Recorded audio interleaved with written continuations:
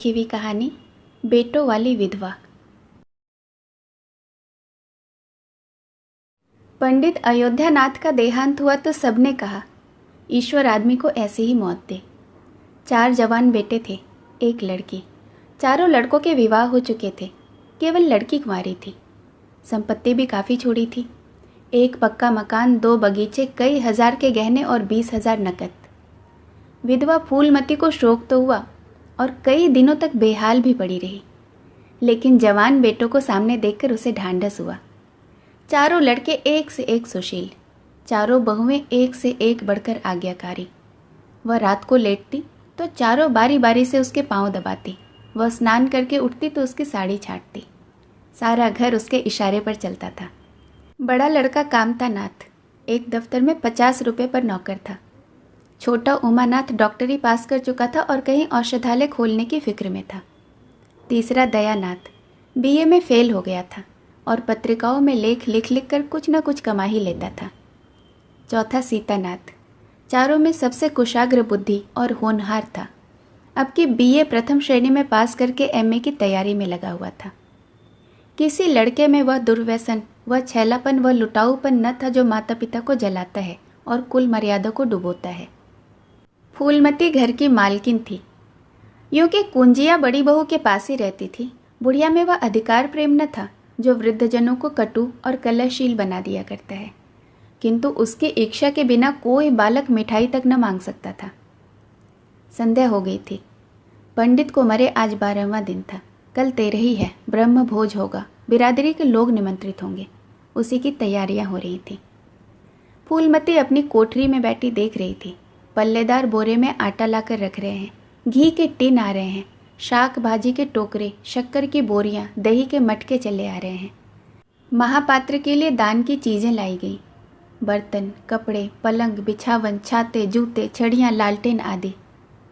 किंतु फूलमती को कोई चीज़ दिखाई नहीं गई। नियमानुसार ये सब सामान पहले उसके पास आने चाहिए थे। वह प्रत्येक वस्तु को देखती, उसे पसंद करती, उसकी मात्रा की कमी बेसी का फैसला करती, तब इन चीज़ों को भंडारे में रखा जाता। क्यों उसे दिखाने और उसकी राय लेने की ज़रूरत नहीं समझी गई?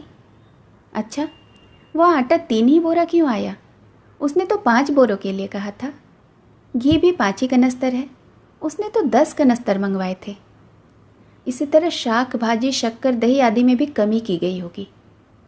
किसने उसके हुक्म में हस्तक्षेप किया? जब उसने एक बार तय कर दिया, तब किसे उसे घटाने बढ़ाने का अधिकार है?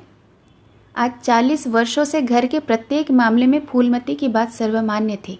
उसने 100 कहा तो 100 खर्च किए, 1 कहा तो 1। किसी ने मीन मेख न की, यहाँ तक कि पंडित अयोध्यानाथ भी उसकी इच्छा के विरुद्ध कुछ न करते थे। पर आज उसकी आंखों के सामने प्रत्यक्ष रूप से उसकी हुक्म की उपेक्षा की जा रही है। इसे वह क्यों कर स्वीकार कर सकती थी? कुछ देर तक तो वह जब्त किए बैठी रही, पर अंत में न रहा गया। स्वायत्त शासन उसका स्वभाव हो गया था। वह क्रोध में भरी हुई आई और कामतानाथ से बोली, क्या आटा 3 ही बोरे लाए? मैंने तो 5 बोरों के लिए कहा था, और घी भी 5 ही टिन मंगवाया है। तुम्हें याद है ना, मैंने 10 कनस्तर कहा था। किफ़ायत को मैं बुरा नहीं समझती, लेकिन जिसने यह कुआं खोदा उसी की आत्मा पानी को तरसे। यह कितनी लज्जा की बात है। कामतानाथ ने क्षमा याचना न की, अपनी भूल भी स्वीकार न की, लज्जित भी नहीं हुआ। 1 मिनट तो विद्रोही भाव से खड़ा रहा, फिर बोला, हम लोगों की सलाह 3 बोरों की हुई और 3 बोरे के लिए 5 टिन घी काफ़ी था। इसी हिसाब से और भी चीज़ें कम कर दी गई हैं। फूलमती उग्र होकर बोली, किसकी राय से आटा कम कर दिया गया? हम लोगों की राय से? तो मेरी राय कोई चीज़ नहीं है? है क्यों नहीं, लेकिन अपना लाभ हानि तो हम समझते हैं। फूलमती हक्की बक्की होकर उसका मुंह ताकने लगी। इस वाक्य का आशय उसकी समझ में न आया। अपना लाभ हानि? अपने घर में लाभ हानि की जिम्मेदार वह आप है। दूसरों को, चाहे वह उसके जन्मे पुत्र ही क्यों न हो, उसके कामों में हस्तक्षेप करने का कोई अधिकार नहीं है। यह लौंडा तो इस ढिठाई से जवाब दे रहा है मानो घर उसी का हो, उसी ने मर मर कर गृहस्थी जोड़ी हो। मैं तो गैर हूँ। जरा इसकी हेकड़ी तो देखो। उसने तमतमाए हुए मुख से कहा, मेरे लाभ हानि के जिम्मेदार तुम नहीं हो। मुझे अख्तियार है कि जो मैं उचित समझूं वह करूं। अभी जाकर 2 बोरी आटा और 5 टीन घी लाओ, और आगे के लिए खबरदार जो किसी ने मेरी बात टाली। अपने विचार में उसने काफ़ी तंबीह कर दी थी। शायद इतनी कठोरता अनावश्यक थी। उसे अपनी उग्रता पर खेद हुआ। लड़के ही तो हैं, समझे होंगे कि कुछ किफ़ायत कर लेनी चाहिए। मुझसे इसलिए न कहा होगा कि अम्मा तो खुद ही हर एक काम में काफ़ी किफ़ायत करती है।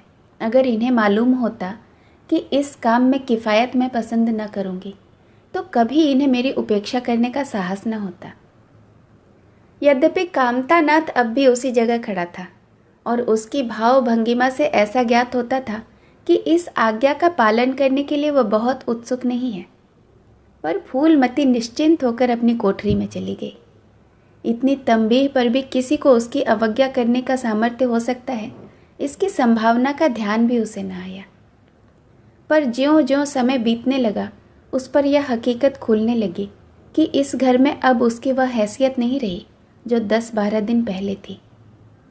संबंधियों के यहाँ के न्योते में शक्कर, मिठाई, दही, अचार आदि आ रहे थे। बड़ी बहू इन वस्तुओं को स्वामिनी भाव से संभाल संभाल कर रख रही थी। कोई भी उससे पूछने नहीं आता। बिरादरी के लोग जो कुछ पूछते कामतानाथ से या बड़ी बहू से। कामतानाथ कहाँ का बड़ा इंतजामकार है, रात दिन भंग पिए पड़ा रहता है, किसी तरह रो धोकर दफ्तर चला जाता है। उसमें भी महीने में 15 नागों से कम नहीं होते। वह तो कहो साहब पंडित जी का लिहाज करता है, नहीं तो कब का निकाल दिया होता था। और बड़ी बहू, उस जैसी फूहड़ औरत भला इन बातों को क्या समझेगी। अपने कपड़े लत्ते तक तो जतन से रख नहीं सकती, चलिए गृहस्थी चलाने। भद होगी और क्या। सब मिलकर कुल की नाक कटवाएंगे। वक्त पर कोई न कोई चीज़ कम हो जाएगी। इन कामों के लिए बड़ा अनुभव चाहिए। कोई चीज़ तो इतनी बन जाएगी कि मारी मारी फिरेगी, कोई चीज़ इतनी कम बनेगी कि किसी के पत्तल तक न पहुँचेगी। आखिर इन सबों को हो क्या गया है। अच्छा, ये बहू तिजोरी क्यों खोल रही है। वह मेरी आज्ञा के बिना तिजोरी खोलने वाली कौन होती है। कुंजी उसके पास अवश्य है, लेकिन जब तक मैं रुपये न निकलवाऊं तिजोरी नहीं खुल सकती। आज तो इस तरह खोल रही है मानो मैं कुछ हूँ ही नहीं। यह मुझसे बर्दाश्त न होगा। वह झमक कर उठी और बहू के पास जाकर कठोर स्वर में बोली, तिजोरी क्यों खोलती हो बहू, मैंने तो खोलने को नहीं कहा। बड़ी बहू ने निसंकोच भाव से उत्तर दिया, बाजार से सामान आया है तो दाम न दिया जाएगा। कौन सी चीज़ किस भाव में आई है, कितनी आई है, यह मुझे कुछ मालूम ही नहीं। जब तक हिसाब किताब न हो जाए रुपये न दिए जाएंगे। हिसाब किताब सब हो गया है। किसने किया। अब मैं क्या जानूं किसने किया, जाकर मर्दों से पूछ लो। मुझे हुक्म मिला रुपये लाकर दे दो तो रुपये लिए जाती हूँ। फूलमती खून का घूंट पीकर रह गई। इस वक्त बिगड़ने का अवसर न था। घर में मेहमान, स्त्री पुरुष भरे हुए थे। अगर इस वक्त उसने लड़कों को डांटा तो लोग यही कहेंगे कि इनके घर में पंडित जी के मरते ही फूट पड़ गई। दिल पर पत्थर रखकर अपनी कोठरी में चली गई। जब मेहमान विदा हो जाएंगे तब एक एक की खबर लेगी। तब देखेगी कि कौन उसके सामने आता है और क्या कहता है। इनकी सारी चौकड़ी भुलाने देगी तो देखना। किंतु कोठरी के एकांत में भी वह निश्चिंत न बैठी थी। सारी परिस्थिति को गिद्ध दृष्टि से देख रही थी। कहाँ सत्कार का कौन सा नियम भंग होता है, कहाँ मर्यादाओं की उपेक्षा की जाती है। भोज आरंभ हो गया। सारी बिरादरी एक पंगत में बैठा दी गई। आंगन में मुश्किल से 200 आदमी बैठ सकते हैं। ये 500 आदमी इतनी सी जगह में कैसे बैठ जाएंगे। क्या आदमी के ऊपर आदमी बिठा दिए जाएंगे। 2 पंगतों में लोग बिठाए जाते तो क्या बुराई हो जाती। यही होता ना कि 12 बजे की जगह भोज 2 बजे समाप्त होता। मगर यहाँ तो सबको सोने की जल्दी पड़ी हुई है। किसी तरह यह बला सर से टले और लोग चैन से सोएं। लोग कितने सट सट कर बैठे हुए हैं, किसी को हिलने की भी जगह नहीं मिलती। पत्तल एक पर एक रखे हुए हैं। पूड़ियाँ ठंडी हो गई, लोग गरम गरम मांग रहे हैं। मैदे की पूड़ियाँ ठंडी होकर चिमड़ी हो जाती है, इन्हें कौन खाएगा। रसोइयों को कढ़ाव पर से न जाने क्यों उठा दिया गया है। यही सब बातें नाक कटाने की हैं। सहसा शोर मचा कि तरकारियों में नमक नहीं है। बड़ी बहू जल्दी जल्दी नमक पीसने लगी। फूलमती क्रोध के मारे होठ चबा रही थी, पर इस अवसर पर मुंह न खोल सकती थी। नमक पीसा, पत्तलों पर डाला गया। फिर इतने में शोर मचा कि पानी गर्म है, पानी ठंडा लाओ। ठंडे पानी का कोई प्रबंध न था, बर्फ़ भी न मंगाई गई थी। आदमी बाजार दौड़ाया गया, मगर बाजार में इतनी रात गए बर्फ़ कहाँ। आदमी खाली हाथ लौटा। मेहमानों को वही नल का गर्म पानी पीना पड़ा। फूलमती का बस चलता तो लड़कों का मुंह नोच लेती। ऐसी छिछालेदार उसके घर में कभी न हुई थी। उस पर सब मालिक बनने के लिए मरते हैं। बर्फ़ जैसी ज़रूरी चीज़ मंगवाने की किसी को सुधि न रही। सुधि कहाँ से रहे, जब किसी को गप लड़ाने से फुर्सत मिले तब ना। मेहमान अपने दिल में क्या कहेंगे कि चले हैं बिरादरी को भोज देने और घर में बर्फ़ तक नहीं। अच्छा, फिर यह हलचल क्यों मची? अरे, लोग पंगत से उठे जा रहे हैं, यह क्या मामला है? फूलमती उदासीन न रह सकी। कोठरी से निकलकर बारामदे में आई और कामतानाथ से पूछा, क्या बात हो गई लल्ला, लोग क्यों उठे जा रहे हैं? कामता ने कोई जवाब न दिया, वहाँ से खिसक गया। फूलमती झुंझला कर रह गई। सहसा कहारिन मिल गई। फूलमती ने उससे भी यही प्रश्न किया। मालूम हुआ कि किसी के शोरबे में मरी हुई चूहिया निकल आई है। फूलमती चित्र लिखित सी वहीं खड़ी रह गई। भीतर ऐसा उबाल उठा कि दीवार से सर पटक ले। अभागे भोज का प्रबंध करने चले थे। इस फूहड़पन की कोई हद है?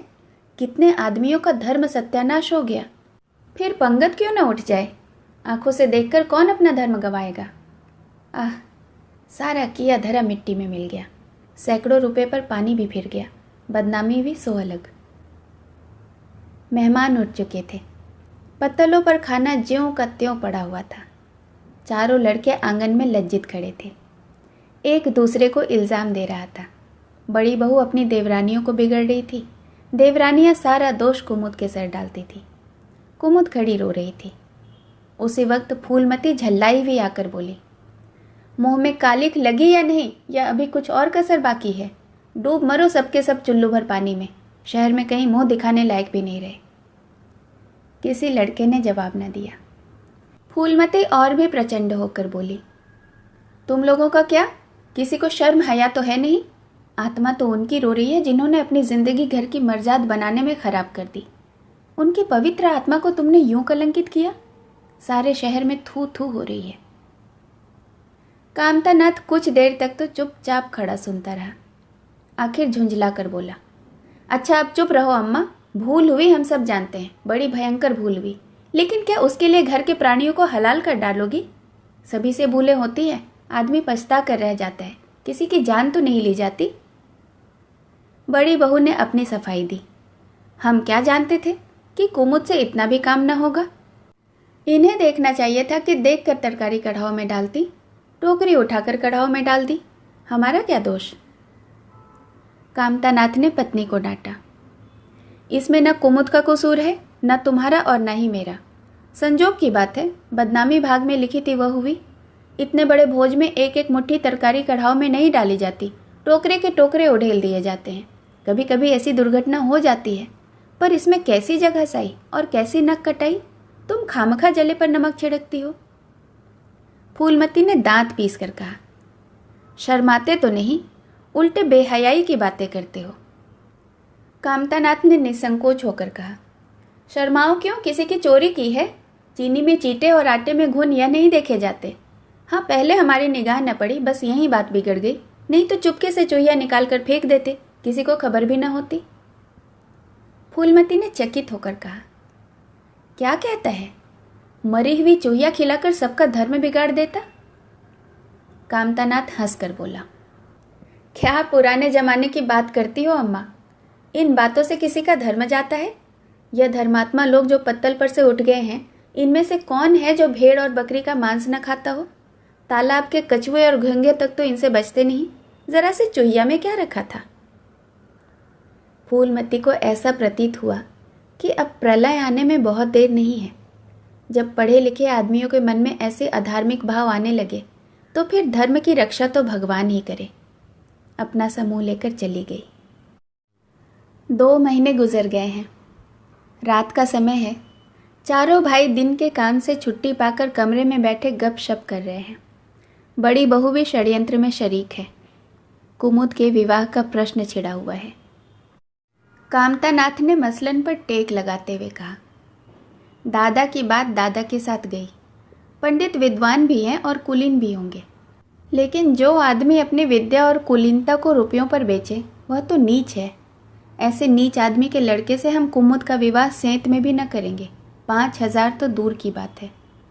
उसे बता देते हैं और किसी दूसरे वर्ग की तलाश करते हैं। हमारे पास कुल 20,000 ही तो हैं।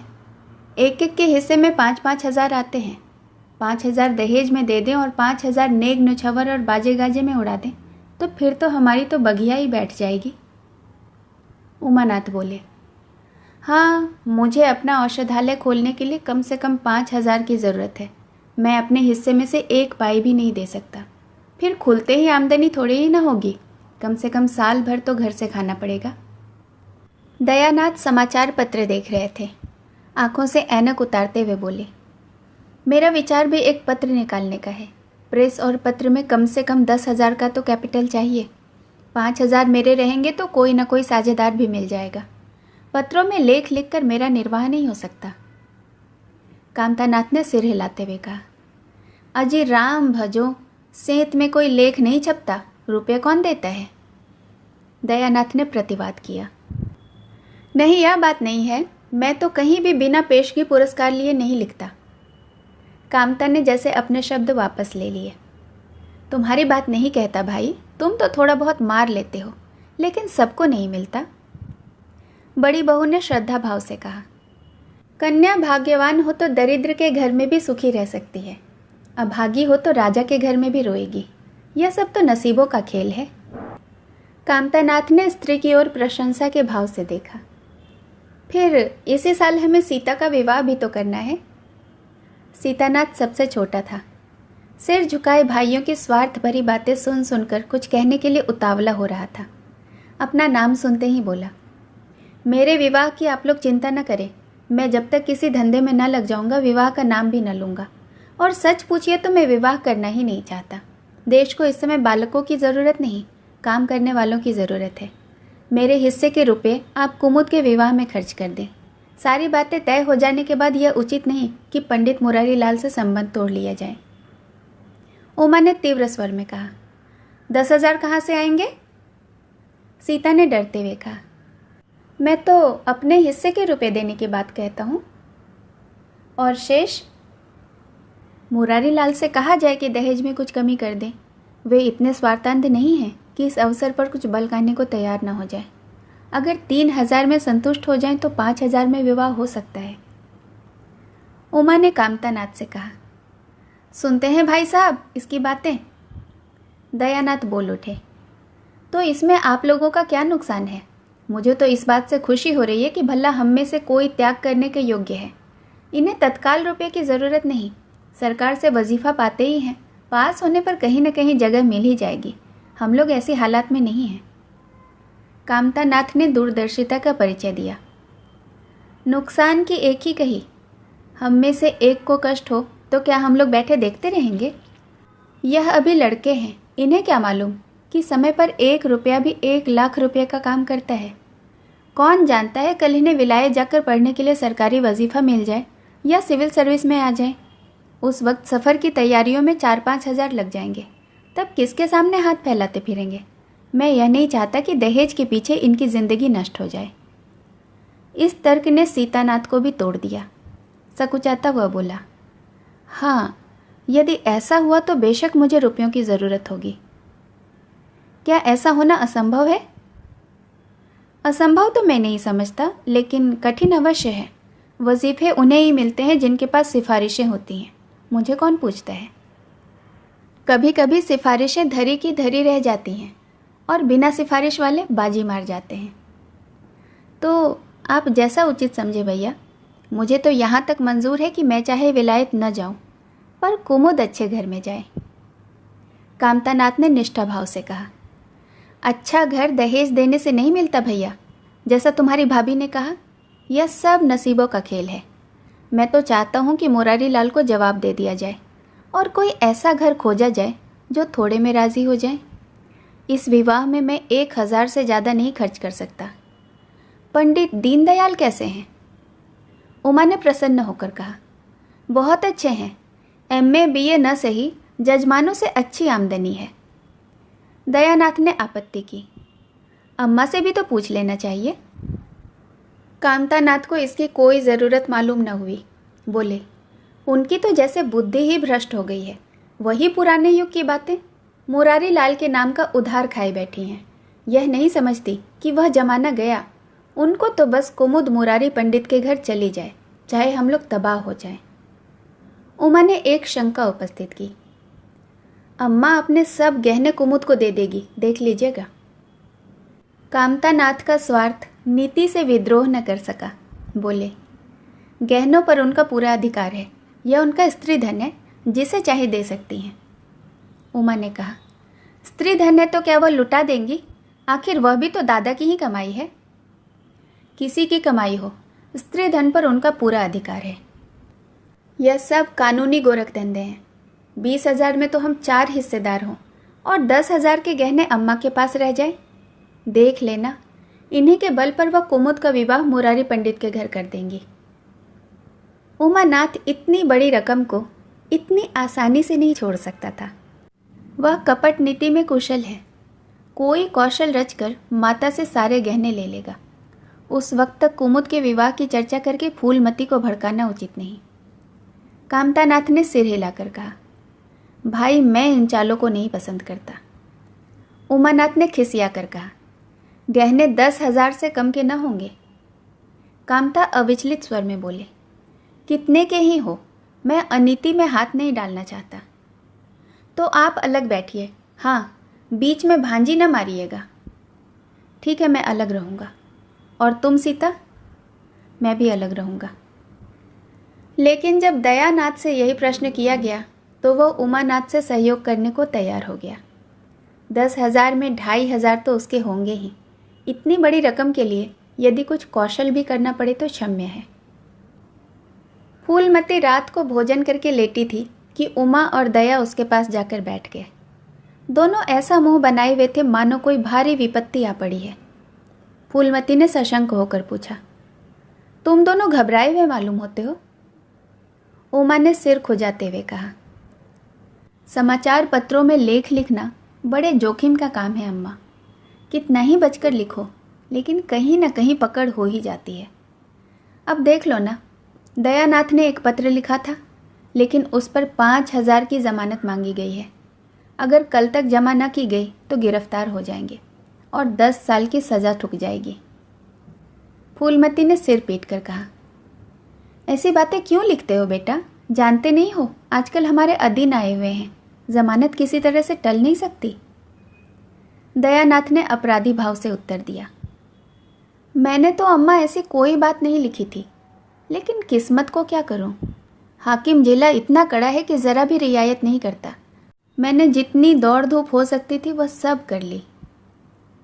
तो तुमने कामता से रुपये का प्रबंध करने को नहीं कहा? उमा ने मुंह बनाया। उनका स्वभाव तो तुम जानती हो अम्मा, उन्हें तो रुपये प्राणों से भी प्यारे हैं। इन्हें चाहे काला पानी हो जाए पर एक पाई न देंगे। दयानाथ ने समर्थन किया, मैंने तो उनसे इसका जिक्र भी नहीं किया। फूलमती ने चारपाई से उठते हुए कहा, चलो मैं कहती हूँ, कैसे नहीं देगा? रुपये इसी दिन के लिए तो होते हैं कि गाड़ कर रखने के लिए होते हैं। उमानाथ ने माता को रोककर कहा, नहीं अम्मा, उनसे कुछ न कहो। रुपये तो न देंगे, उल्टे हाय हाय मचाएंगे। उनको अपनी नौकरी की खैरियत मनानी है, इन्हें घर में भी न रहने देंगे। अफसरों में जाकर खबर कर दें, वो भी आश्चर्य नहीं। फूलमती ने लाचार होकर कहा, तो फिर जमानत का प्रबंध कैसे करोगे? मेरे पास तो कुछ भी नहीं है। हाँ, मेरे गहने हैं, इन्हें ले जाओ, कहीं गिरवी रखकर जमानत दे दो, और आज से कान पकड़ो कि किसी पत्र में एक शब्द भी न लिखोगे। दयानाथ कानों पर हाथ रखकर बोला, यह तो नहीं हो सकता अम्मा कि तुम्हारे जेवर लेकर मैं अपनी जान बचाऊं। 10-5 साल की कैद ही तो होगी, झेल लूँगा। यहीं बैठा बैठा क्या कर रहा हूँ। फूलमती छाती पीटते हुए बोली, कैसी बातें मुंह से निकालते हो बेटा? मेरे जीते जी तुम्हें कौन गिरफ्तार कर सकता है? उसका मुंह झुलस दूंगी। गहने इसी दिन के लिए तो हैं या किसी और दिन के लिए? जब तुम ही न रहोगे तो गहने लेकर क्या आग में झोंकूंगी? उसने पिटारी लाकर उसके सामने रख दी। दया ने उमा की ओर जैसे फरियाद की आंखों से देखा और बोला, आपकी क्या राय है भाई साहब? इसी मारे मैं कहता था कि अम्मा को बताने की ज़रूरत नहीं, जेल ही तो हो जाती या कुछ और। उमा ने जैसे सिफारिश करते हुए कहा, यह कैसे हो सकता था कि इतनी बड़ी वारदात हो जाती और अम्मा को खबर न होती? मुझसे तो यह नहीं हो सकता कि सुनकर पेट में डाल लेता, मगर अब क्या करना चाहिए यह मैं खुद निर्णय नहीं कर सकता। ना तो यही अच्छा लगता है कि तुम जेल जाओ, और ना ही यही अच्छा लगता है कि अम्मा के गहने गिरवी रखे जाएं। फूलमती ने व्यथित कंठ से पूछा, तुम क्या समझते हो, मुझे गहने तुमसे ज़्यादा प्यारे हैं? मैं तो प्राण तक तुम्हारे ऊपर निछावर कर दूं, गहनों की क्या बिसात है? दया ने दृढ़ता से कहा, अम्मा तुम्हारे गहने तो न लूँगा, चाहे मुझ पर कुछ भी क्यों ना आ पड़े। जब आज तक तुम्हारी कोई सेवा न कर सका तो किस मुंह से तुम्हारे गहने उठाऊं? मुझ जैसे कपूत को तो तुम्हारे कोख से जन्म ही न लेना चाहिए था, सदा तुम्हें कष्ट ही देता रहा। फूलमती ने भी उतनी ही दृढ़ता से कहा, अगर यूं न लोगे तो मैं खुद जाकर इन्हें गिरवी रख दूंगी और खुद हाकिम जिला के पास जाकर जमानत कराऊंगी। अगर इच्छा हो तो परीक्षा करके देख लो। आंखें बंद हो जाने के बाद क्या होगा वो तो भगवान ही जाने, लेकिन जब तक जीती हूँ तुम्हारी ओर कोई तिरछी आंखों से भी नहीं देख सकता। उमानाथ ने मानो माता पर एहसान रखकर कहा, अब तो तुम्हारे लिए कोई रास्ता नहीं रहा दयानाथ, क्या हरज है ले लो, मगर याद रखो ज्यों ही हाथ में रुपये आ जाएं गहने छुड़ाने पड़ेंगे। सच कहते हैं मातृत्व दीर्घ तपस्या है, माता के सिवाय इतना स्नेह और कौन कर सकता है। हम बड़े अभागे हैं कि माता के प्रति जितनी श्रद्धा रखनी चाहिए उसका शतांश भी नहीं रखते। दोनों ने जैसे बड़े धर्म संकट में पड़कर गहनों की पिटारी संभाली और चलते बने। माता वात्सल्य भरी आंखों से उनकी ओर देख रही थी और उनकी संपूर्ण आत्मा का आशीर्वाद जैसे उन्हें अपनी गोद में समेट लेने के लिए व्याकुल हो रहा था। आज कई महीने के बाद उसके भग्न मातृ हृदय को अपना सर्वस्व अर्पण करके जैसे आनंद की विभूति मिल गई थी। उसकी स्वामिनी कल्पना इसी त्याग के लिए, इसी आत्मसमर्पण के लिए जैसे कोई मार्ग ढूंढती रहती थी। अधिकार या लोभ या ममता की वहाँ गंध तक न थी। त्याग ही उसका आनंद, त्याग ही उसका अधिकार। आज अपना खोया हुआ अधिकार पाकर अपनी सिरजी हुई प्रतिमा पर अपने प्राणों की भेंट करके वह निहाल हो गई थी। 3 महीने और गुजर गए। माँ के गहनों पर हाथ साफ करके चारों भाई उसकी दिलजोई करने लगे थे।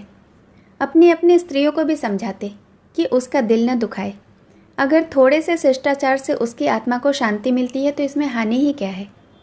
चारों करते अपने मन की, पर माता से सलाह ले लेते या ऐसा जाल बिछाते कि वह सरला उनकी बातों में आ जाती और हर एक काम में सहमत हो जाती। बाग को बेचना उसे बहुत बुरा लगता था, लेकिन चारों ने ऐसी माया रची कि वह बेचारी उसे बेचने को राजी हो गई। किंतु कुमुद के विवाह के विषय में मतैक्य न हो सका। माँ पंडित मुरारी लाल पर जमी हुई थी, लड़के दीन दयाल पर अड़े हुए थे। एक दिन आपस में कलह हो गई। फूलमती ने कहा, माँ बाप की कमाई में बेटी का भी हिस्सा है। तुम्हें 16,000 का बाग मिला, 25,000 का एक मकान, 20,000 नगद, उसमें क्या 5,000 भी कुमुद का हिस्सा नहीं? कामता ने नम्रता से कहा, अम्मा कुमुद आपकी लड़की है तो हमारी बहन भी है। आप 2-4 सालों में प्रस्थान कर जाएंगी, पर हमारा और उसका तो बहुत दिनों तक संबंध रहेगा। तब हम यथाशक्ति ऐसी कोई बात न करेंगे जिससे उसका अमंगल हो। लेकिन हिस्से की बात कहती हो तो कुमुद का हिस्सा तो कुछ भी नहीं। दादा जीवित थे तब की बात और थी। वह उसे के विवाह में जितना चाहे खर्च करते, उनका कोई हाथ न पकड़ सकता था। लेकिन अब हमें भी तो एक एक पैसे की किफ़ायत करनी पड़ेगी। जो काम 1000 में हो जाए उसके लिए 5,000 खर्च करना कहाँ की बुद्धिमानी है। उमानाथ ने सुधारा, 5,000 क्यों, 10,000 कहिए। कामता ने भवें सिकोड़ कर कहा, नहीं 5,000 ही कहूँगा। एक विवाह में 5,000 खर्च करने की हमारी हैसियत नहीं है। फूलमती ने जिद पकड़कर कहा, विवाह तो मुरारी लाल के पुत्र से ही होगा। 5,000 खर्च हो चाहे 10,000 खर्च हो, मेरे पति की कमाई है, मैंने मर मर कर जोड़ा है, अपनी इच्छा से खर्च करूंगी। सिर्फ तुम्ही ने मेरे कोख से जन्म नहीं लिया है, कुमुद भी उसी कोख से आई है। मेरी आंखों में तुम सब बराबर हो। मैं किसी से कुछ नहीं मांगती। तुम बैठे बैठे तमाशा देखो, मैं सब कुछ संभाल लूँगी। 20,000 में 5,000 तो कुमुद का ही है। कामता को अब कड़वे सत्य की शरण लेने के सिवाय और कोई मार्ग न रहा। बोला, अम्मा तुम बरबसी बात पढ़ाती हो। जिन रुपयों को तुम अपना समझती हो वह तुम्हारे नहीं हैं। तुम हमारी अनुमति के बिना उनमें से कुछ भी खर्च नहीं कर सकती। फूलमती को जैसे सर्प ने डस लिया। क्या कहा? फिर से तो कहना। मैं अपने ही संचय किए हुए रुपये अपनी मर्जी से खर्च नहीं कर सकती। वह तुम्हारे रुपये रहे ही नहीं, हमारे हो गए। तुम्हारे होंगे लेकिन मेरे मरने के पीछे नहीं, दादा के मरते ही वह रुपये हमारे हो गए। उमानाथ ने बेहयाई से कहा, अम्मा कानून कायदा तो जानती नहीं, नाहक उछलती रहती हैं। फूलमती क्रोध विह्वल होकर रोकर बोल उठी, भाड़ में जाए तुम्हारा कानून। मैं ऐसे कानून को नहीं जानती। तुम्हारे दादा ऐसे कोई धन्ना सेठ नहीं थे। मैंने ही पेट और तन काट काट कर यह गृहस्थी जोड़ी है, नहीं तो आज बैठने को छाँव न मिलती थी। मेरे जीते जी तुम मेरे रुपये को हाथ नहीं लगा सकते। मैंने 3 भाइयों के विवाह में 10-10 हज़ार खर्च किए हैं, वही मैं कुमुद के विवाह में भी करूँगी। कामतानाथ भी गर्म पड़ा। आपको कुछ भी खर्च करने का अधिकार नहीं है। उमानाथ ने बड़े भाई को डांटा। आप खामखा अम्मा के मुंह लगते हैं बड़े भाई साहब। मुरारी लाल को पत्र लिख दीजिए कि तुम्हारे यहाँ कुमुद का विवाह न होगा। बस हो गई बात। कायदा कानून तो जानती नहीं, व्यर्थ बहस करती रहती हैं। फूलमती ने संयमित स्वर में कहा, अच्छा क्या कानून है, जरा मैं भी तो सुनूं। उमा ने निरीह भाव से कहा, कानून यही है कि बाप के मरने के बाद जायदाद बेटों की हो जाती है। माँ का हक केवल रोटी कपड़े तक का है। फूलमती ने तड़प कर पूछा, किसने बनाया यह कानून? उमा शांत स्थिर स्वर में बोला, हमारे महर्षियों ने, महाराजा मनु ने, और किसने? फूलमती एक क्षण अवाक रहकर आहत कंठ से बोली, तो इस घर में मैं तुम्हारे टुकड़ों पर पड़ी हुई हूँ। उमानाथ ने न्यायाधीश की निर्ममता से कहा, तुम जैसा समझो। फूलमती की संपूर्ण आत्मा मानो इस वज्रपात से चित्कार करने लगी। उसके मुख से जलती हुई चिंगारियों की भांति यह शब्द निकल पड़े, मैंने घर बनवाया, मैंने संपत्ति जोड़ी, तुम्हें जन्म दिया, पाला, और आज इस घर में मैं गैर हूँ। मनु का यही कानून है और तुम उसी कानून पर चलना चाहते हो। अच्छी बात है, अपना घर द्वार लो। मुझे तुम्हारी आश्रिता बनकर रहना स्वीकार नहीं है। इससे तो कहीं अच्छा है कि मैं मर जाऊं। वाह रे अंधेर, मैंने पेड़ लगाया और मैं ही उसकी छांव में खड़ी नहीं हो सकती। अगर यही कानून है तो आग लगे इस कानून को। चारों युवकों पर माता के इस क्रोध और आतंक का कोई असर न हुआ। कानून का फौलादी कवच उनकी रक्षा कर रहा था। इन कांटों का उन पर क्या असर हो सकता था? जरा देर में फूलमती उठकर चली गई। आज जीवन में पहली बार उसका वात्सल्य मग्न मातृत्व अभिशाप बनकर उसे धिक्कारने लगा। जिस मातृत्व को उसने जीवन की विभूति समझा था, जिसके चरणों पर वह सदैव अपनी समस्त अभिलाषाओं, अपनी कामनाओं को अर्पित करके अपने को धन्य मानती थी, वही मातृत्व आज उसे अग्नि कुंड सा जान पड़ा, जिसमें उसका जीवन जलकर भस्म हो गया था। संध्या हो गई थी। द्वार पर नीम का वृक्ष सिर झुकाए निस्तब्ध खड़ा था, मानो संसार की गति पर क्षुब्ध हो रहा हो। अस्ताचल की ओर प्रकाश और जीवन का देवता फूलवती के मातृत्व की ही भांति अपनी चिता में जल रहा था। फूलमती अपने कमरे में जाकर लेटी तो उसे ऐसा मालूम हुआ उसकी कमर टूट गई है। पति के मरते ही उसके अपने पेट के लड़के उसके शत्रु हो जाएंगे, उसको स्वप्न में भी अनुमान न था। जिन लड़कों को उसने अपना हृदय रक्त पिला पिला कर पाला, वही आज उसके हृदय पर यूं आघात कर रहे हैं। अब वह घर उसे कांटों की सेज लग रहा था। जहाँ उसकी कोई कद्र नहीं, कोई गिनती नहीं, वहाँ अनाथों की भांति पड़ी रोटियां खाए। यह उसकी अभिमानी प्रकृति के लिए असहाय था, पर उपाय ही क्या था? वह लड़कों से अलग होकर भी रहे तो नाक किसकी कटेगी? संसार उसे थूके या लड़के को थूके, बदनामी तो उसी की है। दुनिया तो यही कहेगी कि 4 जवान बेटों के होते हुए बुढ़िया अलग पड़ी हुई है, मजूरी करके पेट पाल रही है। जिन्हें उसने हमेशा नीच समझा, वही उस पर हंसेंगे। नहीं, वह अपमान इस अनादर से कहीं ज़्यादा हृदय विदारक था। अब अपना और घर का पर्दा ढककर रहने में ही कुशल है। हाँ, अब उसे अपने को नई परिस्थितियों के अनुकूल बनाना पड़ेगा। समय बदल गया है। अब तक स्वामिनी बनकर रही, अब लौंडी बनकर रहना पड़ेगा। ईश्वर की शायद यही इच्छा है। अपने बेटों की बातें और लातें गैरों की बातों और लातों की अपेक्षा फिर भी गनीमत है।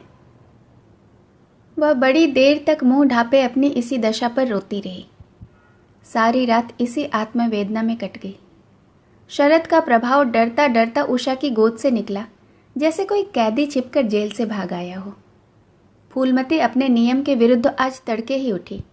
रात भर में उसका मानसिक परिवर्तन हो चुका था। सारा घर सो रहा था और वह आंगन में झाड़ू लगा रही थी। रात भर ओस में भीगी हुई पक्की जमीन उसके नंगे पांवों में कांटों की भांति चुभ रही थी। पंडित जी उसे कभी इतने सवेरे उठने न देते थे। शीत उसके लिए बहुत हानिकारक था। पर अब वह दिन नहीं रहे। प्रकृति उसको भी समय के साथ बदलने का प्रयत्न कर रही थी। झाड़ू से फुर्सत पाकर उसने आग जलाई और चावल दाल की कंकड़ियाँ चुनने लगी। कुछ देर में लड़के जागे, बहुएं भी उठी। सभी ने बुढ़िया को सर्दी से सिकुड़े हुए काम करते देखा, पर किसी ने यह न कहा कि अम्मा क्यों हलकान होती हो। शायद सब के सब बुढ़िया के इस मान मर्दन पर प्रसन्न थे। आज से फूलमती का यही नियम हो गया कि जी तोड़कर काम करना और अंतरंग नीति से अलग रहना। उसके मुख पर जो एक आत्मगौरव झलकता रहता था, उसकी जगह अब गहरी वेदना छाई हुई नजर आती थी। जहाँ बिजली जलती थी, वहाँ अब तेल का दिया टिमटिमा रहा था, जिसे बुझा देने के लिए हवा का एक हल्का सा झोंका काफ़ी है। मुरारी लाल को इनकारी पत्र लिखने की बात पक्की हो चुकी थी। दूसरे दिन पत्र लिख दिया गया। दीनदयाल से कुमुद का विवाह निश्चित हो गया। दीनदयाल की उम्र 40 से कुछ अधिक थी। मर्यादा में भी कुछ हेठे थे, पर रोटी दाल से खुश थे। बिना किसी ठहराव के विवाह करने पर राजी हो गए थे। तिथि नियत हुई, बारात आई, विवाह हुआ और कुमुद विदा कर दी गई। फूलमती के दिल पर क्या गुजर रही थी, इसे कौन जान सकता है। पर चारों भाई बहुत प्रसन्न थे, मानो उनके हृदय का कांटा निकल गया हो। ऊंचे कुल की कन्या मुंह कैसे खोलती। भाग्य में सुख भोगना लिखा होगा, सुख भोगेगी। दुख भोगना लिखा होगा तो दुख झेलेगी। हरी इच्छा बेकसों का अंतिम अवलंब है। घर वालों ने जिससे विवाह कर दिया, उसमें 1000 ऐब क्यों न हो, तो भी उसका उपास्य उसका स्वामी ही है। प्रतिरोध उसकी कल्पना से परे था। फूलमती ने किसी काम में दखल न दिया। कुमुद को क्या दिया गया, मेहमानों का कैसा सत्कार किया गया, किसके यहाँ से न्योते में क्या आया, किसी बात से उसे कोई सरोकार न था। उससे कोई सलाह भी ली गई तो यही कही, बेटा तुम लोग जो करते हो अच्छा ही करते हो, मुझसे क्या पूछते हो। जब कुमुद के लिए द्वार पर डोली आ गई और कुमुद माँ के गले लिपट कर रोने लगी, तो वह बेटी को अपनी कोठरी में ले गई और जो कुछ 50-100 रुपये थे और 2-4 मामूली गहने जो उसके पास बच रहे थे, बेटी के आंचल में डालकर बोली, बेटी मेरी तो मन के मन में ही रह गई, नहीं तो क्या आज तुम्हारा विवाह इस तरह होता और तुम इस तरह विदा की जाती। आज तक फूलमती ने अपने गहनों की बात किसी से न कही थी। लड़कों ने उसके साथ जो कपट व्यवहार किया था, इसे चाहे अब तक वह न समझती हो, लेकिन इतना जानती थी कि गहने फिर न मिलेंगे और मनोमालिन्य बढ़ाने के सिवाय और कुछ हाथ न लगेगा। लेकिन इस अवसर पर उसे अपनी सफाई देने की ज़रूरत मालूम हुई। कुमुद यह भाव मन में लेकर जाए कि अम्मा ने अपने गहने बहुओं के लिए रख छोड़े, इसे वह किसी तरह न सह सकती थी। इसीलिए वह उसे अपने कोठरी में लेकर गई थी। लेकिन कुमुद को पहले ही इस कौशल की टोह मिल चुकी थी। उसने गहने और रुपये आंचल से निकालकर माता के चरणों में रख दिए और बोली, अम्मा मेरे लिए तुम्हारा आशीर्वाद लाख रुपयों के बराबर है। तुम इन चीज़ों को अपने पास ही रखो, न जाने अभी तुम्हें किन विपत्तियों का सामना करना पड़े। फूलमती कुछ कहना ही चाहती थी कि उमानाथ ने आकर कहा, क्या कर रही है कुमुद, चल जल्दी कर, साइड टली जाती है, वह लोग हाय हाय कर रहे हैं, फिर तो 2-4 महीने में आएगी ही, जो कुछ लेना देना हो ले लेना। फूलमती के घाव पर मानो मनो नमक पड़ गया। बोली, मेरे पास अब क्या है भैया जो इसे दूंगी। जाओ बेटी, भगवान तुम्हारा सुहाग अमर करे। कुमुद विदा हो गई। फूलमती पछाड़ खाकर गिर पड़ी। जीवन की लालसा नष्ट हो गई। 1 साल बीत गया। फूलमती का कमरा घर के कमरों में सबसे बड़ा और सबसे हवादार था। कई महीनों से उसने बड़ी बहू के लिए उसे खाली कर दिया था और खुद एक छोटी सी कोठरी में रहने लगी थी, जैसे कोई भिखारिन हो। बेटों और बहुओं से अब उसे जरा भी स्नेह न था। वह अब घर की लौंडी थी। घर के किसी प्राणी, किसी वस्तु, किसी प्रसंग से उसका प्रयोजन न था। वह केवल इसीलिए जीती थी कि मौत न आती थी। सुख या दुख का अब उसे लेश मात्र भी ज्ञान न था। उमानाथ का औषधालय खुला, मित्रों की दावत हुई, नाच तमाशा हुआ। दयानाथ का प्रेस खुला, फिर जलसा हुआ। सीतानाथ को वजीफा मिला और वह विलायत गया, फिर उत्सव हुआ। कामतानाथ के बड़े लड़के का यज्ञोपवीत संस्कार हुआ, फिर धूमधाम हुई। लेकिन फूलमती के मुख पर आनंद की छाया तक न थी। कामता प्रसाद टाइफाइड से 1 महीने बीमार रहा और मरकर उठा। दयानाथ ने अब की अपने पत्र का प्रचार बढ़ाने के लिए वास्तव में एक आपत्तिजनक लेख लिखा और 6 महीने की सज़ा पाई। उमानाथ ने एक फौजदारी के मामले में रिश्वत लेकर गलत रिपोर्ट लिखी और उसकी सनद छीन ली गई। पर फूलमती के चेहरे पर रंज की परछाई तक न पड़ी। उसके जीवन में अब कोई आशा, कोई दिलचस्पी, कोई चिंता न थी। बस पशुओं की तरह काम करना और खाना, यही उसकी ज़िंदगी के 2 काम थे। जानवर मारने से काम करता है, पर खाता है मन से। फूलमती बेकहे काम करती थी, पर खाती थी विष के कौर की तरह। महीनों सिर में तेल न पड़ता, महीनों कपड़े न धुलते, कुछ परवाह नहीं। चेतना शून्य हो गई थी। सावन की झड़ी लगी हुई थी, मलेरिया फैल रहा था। आकाश में मटियाले बादल थे, जमीन पर मटियाला पानी। आर्द्र वायु शीत, ज्वर और श्वास का वितरण करती फिरती थी। घर की मेहरी बीमार पड़ गई। फूलमती ने घर के सारे बर्तन मांजे, पानी में भीग भीग कर सारा काम किया। फिर आग जलाई और चूल्हे पर पतीलियाँ चढ़ा दी। लड़कों को समय पर भोजन मिलना चाहिए। सहसा उसे याद आया कि कामतानाथ नल का पानी नहीं पीते। उसी वर्षा में गंगा जल लाने चली। कामतानाथ ने पलंग पर लेटे लेटे कहा, रहने दो अम्मा, मैं पानी भर लाऊंगा, आज मेहरी खूब बैठ रही। फूलमती ने मटियाले आकाश की ओर देखकर कहा, तुम भीग जाओगे बेटा, सर्दी हो जाएगी। कामतानाथ बोले, भीग तो तुम भी रही हो, कहीं बीमार न पड़ जाओ। फूलमती निर्मम भाव से बोली, मैं बीमार न पड़ूंगी, मुझे भगवान ने अमर कर दिया है। उमानाथ भी वहीं बैठा हुआ था। उसके औषधालय में कुछ आमदनी न होती थी, इसलिए बहुत चिंतित था। भाई भावज की मुँह देखी किया करता था। बोला, जाने भी दो भैया, बहुत दिनों से बहुओं पर राज किया है, उसका प्रायश्चित तो करने दो। गंगा बढ़ी हुई थी, जैसे समुद्र हो। क्षितिज सामने से कूल से मिला हुआ था। किनारों के वृक्षों की केवल फुनगियां पानी के ऊपर रह गई थी। घाट ऊपर तक पानी में डूब गए थे। फूलमती कलसा लिए नीचे उतरी, पानी भरी और ऊपर जा ही रही थी कि पांव फिसल गया। संभल न सकी, पानी में गिर पड़ी। पल भर हाथ पांव चलाए, फिर लहरें उसे खींचकर नीचे की ओर ले गई। किनारे पर 2-4 पंडित चिल्लाए, अरे दौड़ो, बुढ़िया डूबी जाती है। 2-4 आदमी दौड़े भी, लेकिन फूलमती लहरों में समा गई, उन बल खाती हुई लहरों में जिन्हें देखकर ही हृदय कांप उठता था। एक ने पूछा, यह बुढ़िया कौन थी? अरे वही पंडित अयोध्यानाथ की विधवा है। अयोध्यानाथ तो बड़े आदमी थे। हाँ थे तो, पर इसके भाग्य में ठोकर खाना लिखा था। उनके तो कई बड़े बड़े लड़के हैं और सब कमाते हैं। हाँ सब है भाई, मगर भाग्य भी तो कोई वस्तु है। कहानी सुनने के लिए